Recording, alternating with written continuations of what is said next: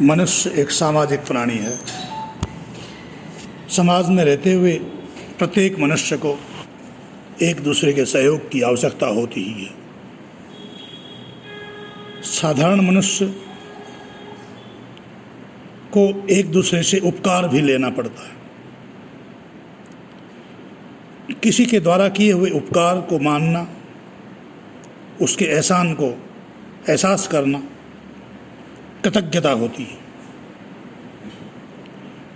स्वामी रामतीर्थ एक बहुत बड़े संत और विद्वान हुए हैं भारत के। स्वामी रामतीर्थ ने 1903 से 1906 तक अपने चमत्कारी व्यक्तित्व से भारत, जापान और अमेरिका को चमत्कृत कर दिया था। लाहौर के शासकीय महाविद्यालय के गणित के प्राध्यापक के स्थान को त्याग करके वह 37 वर्ष की अवस्था में प्राचीन भारत की संस्कृति और दर्शनों की व्याख्या करने के लिए विदेश चले गए थे।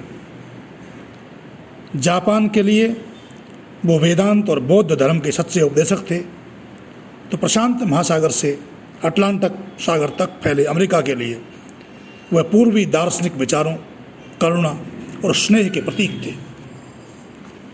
ऐसे महान विचारक रामतीर्थ जब BA की परीक्षा की तैयारी कर रहे थे, तब उनके पास परीक्षा शुल्क के पूरे रुपए नहीं थे।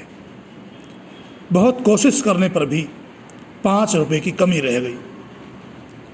रामतीर्थ जब उदास मुंह चंदू हलवाई की दुकान के सामने से निकले, तब चंदू हलवाई ने उन्हें बुलाया और उदासी का कारण पूछा।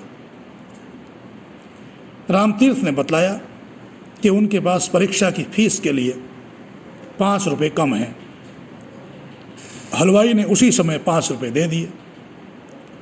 अपनी असाधारण प्रतिभा और गणित विषय में 100% अंक पाकर रामतीर्थ गणित के प्रोफेसर बन गए और वह प्रति माह 5 रुपये चंदू हलवाई को भेजने लगे। एक दिन प्रोफेसर रामतीर्थ चंदू हलवाई की दुकान के सामने से निकले लाहौर में। हलवाई ने बड़ी विनम्रता से कहा, अब आप दूध पीने नहीं आते? आपके द्वारा मनी आर्डर से भेजे 35 रुपये मेरे पास जमा हो गए हैं। प्रत्येक महीने आपके 5 रुपये का मनी आर्डर आ रहा है। रामतीर्थ ने उत्तर दिया, ये सब तो आपके उन 5 रुपयों के बदले में है। वे मुझे मौके पर न मिलते तो मैं इस स्थिति में कभी नहीं पहुंचता। यह है कृतज्ञता। दूसरे द्वारा किए हुए छोटे से उपकार को भी मानना, उसके उपकार को भी हर समय याद रखना।